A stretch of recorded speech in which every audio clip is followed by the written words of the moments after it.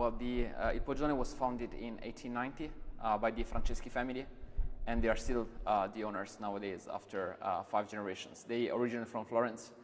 They came down here at the end of the 1800s, and they purchased the property from local noble families, and they've owned the property since then. And my family has also been working with them for a long time. My great-grandfather and grandfather have worked for the winery, and my father he joined the winery in 1976, and has still been involved since then with the winemaking, the general managing. And of course, you know, when you have a father and son team working together, you have different approaches to the winemaking. But in our case, always towards the traditional aspect of making Brunello. So the use of older vines, the use of large barrels for the aging of the Brunello.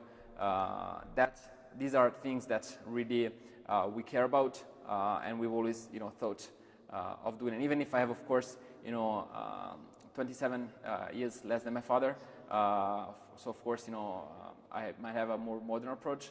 My focus is always working on the traditional and on the classic aspects of the Brunello making.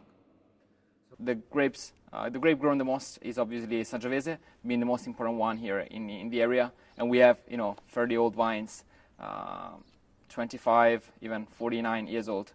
All the work is manual here. We have 75 people working with us all year round, and have been with us for, you know, even 20 or 30 years. So it's you know, big family that we have. We do everything by hand, including, of course, the harvest, and that's why we have such a large team of workers. The attention to the environment, we reuse as much as we can for the byproducts of the winemaking and all the olive oil making to be reused as natural fertilizers into the ground, and at the same time the tradition that we put in the winemaking.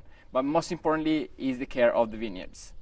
We are aware that the great red wines are made in the vineyard and not in the cellar, and that's why we really have a very high care of our vines, almost as they were our children. So that's our, you know, most important philosophy.